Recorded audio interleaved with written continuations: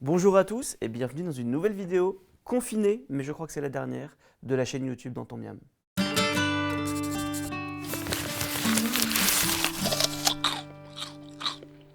Mesdames et messieurs, aujourd'hui j'aimerais vous parler de quelque chose qui me tient vraiment à cœur. Je vais vous parler de produits qui sentent bon l'authenticité, la sincérité et la tradition. Parce que je crois que sur cette chaîne, il est important de faire la promotion des gens qui travaillent avec la conviction de proposer aux consommateurs des produits, des ingrédients, des recettes de qualité. Voilà ces produits qui sentent bon nos régions françaises, notre savoir-faire traditionnel et culinaire. Ah, je déconne. Non, aujourd'hui on va parler des techniques marketing qui nous prennent vraiment pour des dindons, pour des jambons, pour des pigeons, bien entendu. Et on va parler plus précisément des méthodes de l'agro-industrie qui ont envie de nous faire croire, ou en tout cas de nous donner la sensation que leurs produits sont des produits à forte connotation d'antan, authentique, de savoir-faire traditionnel et avec une territorialité forte. Pour ça, les équipes de production de la chaîne YouTube Dans ton miam sont allées au péril de leur vie, à la rencontre de ces industriels, en caméra cachée dans les usines, pour nous rapporter des informations exclusives que vous ne verrez nulle part ailleurs. Enfin si, parce qu'en fait ils sont allés sur tous les sites qui s'affichent là. Oui, parce qu'en fait on est en confinement encore, et Jean-Rodolphe et Max qui ont travaillé sur la recherche de tous ces articles qui parlent de ces sujets, et ben finalement ils les ont trouvés de chez eux, dans leur salon, dans leur chambre, grâce à l'internet, et surtout à Foodwatch, qui est un site militant incroyable de recherche de tous les abus du marketing agroalimentaire. Allez-y. Toutes les informations sont dans la description, bien entendu. Ne diabolisons pas tout de même l'agro-industrie. Depuis quelques années, ils font d'énormes efforts, et notamment après certaines crises sanitaires comme la vache folle ou la grippe aviaire, et aussi après certains scandales comme par exemple la viande de cheval dans les lasagnes. L'agro-industrie s'est clairement rattrapée, a travaillé pour produire mieux, pour avoir plus de transparence dans les produits qu'elle nous proposait. Alors aujourd'hui, les soucis vont peut-être moins se porter sur la composition des aliments et des produits que nous vend l'agroalimentaire, mais plutôt sur la manière de nous vendre ces produits-là. Et le marketing s'en donne à cœur joie pour nous inonder de tous ces termes très rassurants, très authentiques, très sympathiques, qui finalement ne veulent pas dire grand-chose, si ce n'est dire rien du tout. Du tout, du tout, du tout, du tout.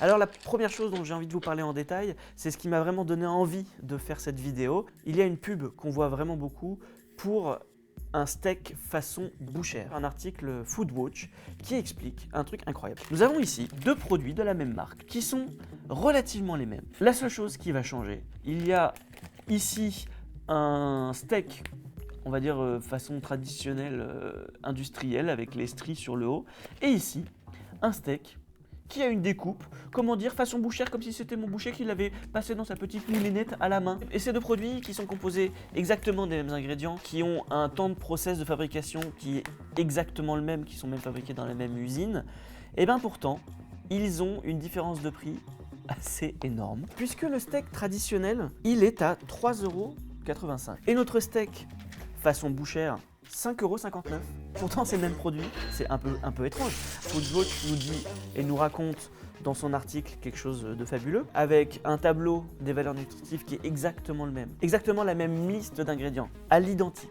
La seule chose qui change, c'est la découpe. Alors eux, ils ont fait le test sur deux produits de la marque Charal et deux produits de la marque distributeur Auchan.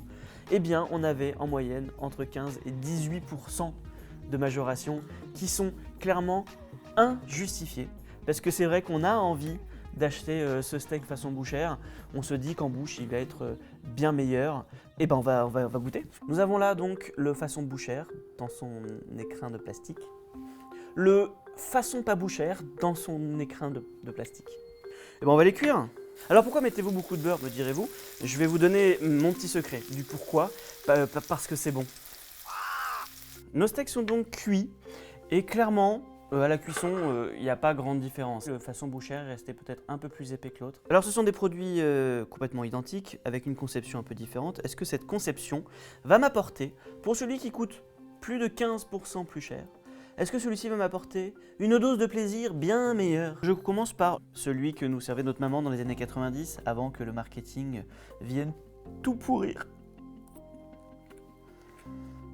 C'est un steak haché. La mâche, c'est pas mal. de façon bouchère. Ah, ah, ah. Le goût, c'est exactement le même. La mâche, elle est différente et elle apporterait peut-être un petit goût plus sympathique. C'est peut-être légèrement plus agréable de manger de façon bouchère. Objectivement, je crois que ça ne justifie pas le prix. J'ai envie de dire que ça serait plutôt une innovation du produit. On devrait dire aux consommateurs, regardez, on fait un produit encore meilleur et on vous le vend au même prix parce que c'est notre produit. On savait juste pas bien le faire avant, maintenant on sait bien le faire. C'est ça que je pense. Et donc voilà un bel exemple d'un produit identique qui, avec une sensation uniquement de wording, de mots, de manière de dire les choses, a l'air plus traditionnel, plus authentique et donc meilleur. Mais ce n'est que et uniquement que une perception. Et alors c'est amusant parce que ça s'accompagne, pas ici, mais sur l'un des produits Charal, ça s'accompagne d'un changement aussi du pack du produit, puisqu'on a le steak classique qui est dans le pack traditionnel Charal, et sur la photo, le steak il est posé sur une ardoise noire, point.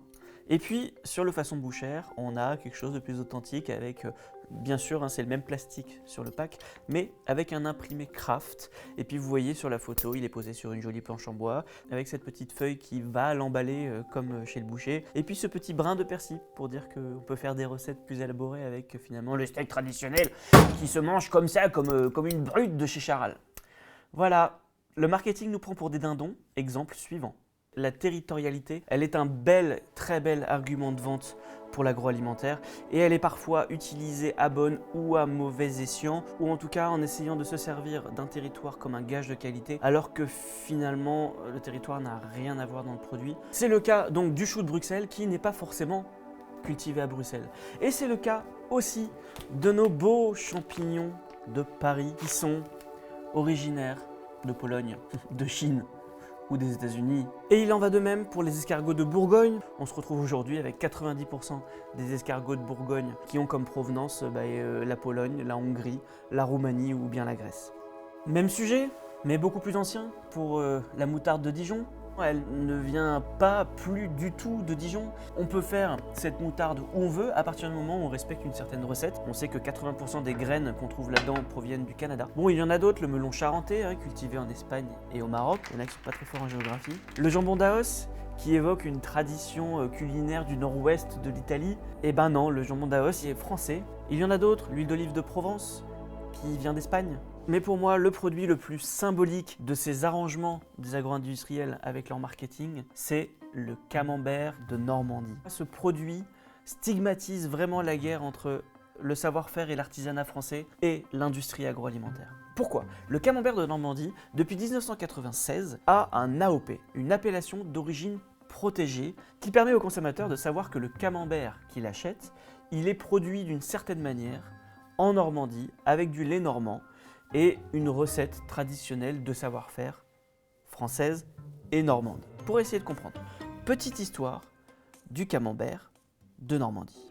Le camembert de Normandie a été inventé par Marie-Christine Harel, une jeune fermière originaire de Camembert, petit village normand, qui un jour a caché chez elle un prêtre réfractaire qui venait de la région de Brie. Ce prêtre, pour la remercier, lui a donné le savoir-faire du fromage de Brie. Elle a mélangé ces deux techniques, à savoir la fabrication du fromage normand de l'époque et la fabrication du fromage de Brie qui est moulé à la louche. Et elle a créé le camembert.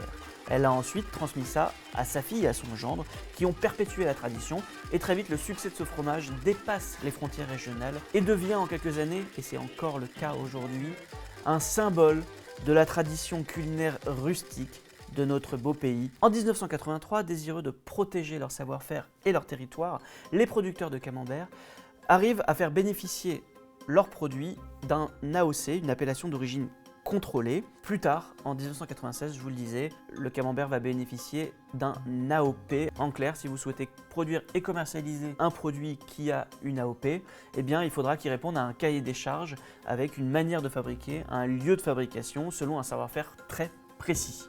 Alors du coup, qu'est-ce qu'ils font, les industriels ? Ils font un marketing d'antan. Nous avons un camembert, nous avons le rustique, nous avons le mot Normandie, mais surtout, nous avons un super packaging qui fleure bon l'antan, la tradition, l'authenticité, les pique-niques dans les prairies normandes, à côté des vaches, avec cette petite nappe à carreaux magnifique. Voilà ce que nous dit l'industriel. Vous allez manger de l'authenticité. Mais alors, c'est un camembert ?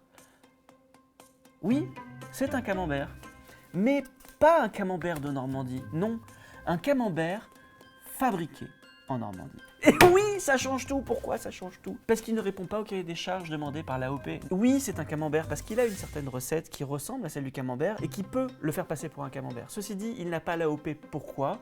Parce que les industriels, aujourd'hui pour des raisons de coût, ne sont pas capables de produire le camembert tel que l'exige l'AOP camembert de Normandie et pas fabriqué en Normandie. Tu as compris maintenant le piège. Tous les exemples que je viens de vous citer dans cette vidéo, ils sont légaux. Et oui, on peut aujourd'hui se permettre de faire certaines allégations sur la provenance de nos produits ou sur leur qualité ou leur manière d'être conçus, sur leurs recettes. On a le droit de faire ça, c'est pas illégal. Alors la réglementation européenne travaille pour essayer de rendre les choses un peu plus drastiques pour éviter de trop tromper le consommateur. Mais finalement, pourquoi le marketing n'aurait pas le droit d'enjoliver un peu les produits qu'ils nous vendent? C'est une vraie question. Pour finir cette vidéo, j'aimerais vous rappeler que nous avons des outils à notre disposition pour mieux consommer. Toute une série de labels, des labels français, des labels européens, pour nous guider dans nos achats. IGP, indication géographique protégée, AOC, appellation d'origine contrôlée, AOP, appellation d'origine protégée, le label AB qui est le label pour le bio et le label rouge qui garantit un cahier des charges extrêmement drastique pour certains produits. Donc aujourd'hui, il y a des possibilités pour ne pas se faire avoir par ce marketing un petit peu tendancieux. Merci beaucoup et je vous dis à très bientôt dans une nouvelle vidéo sur la chaîne YouTube Dans ton Miam.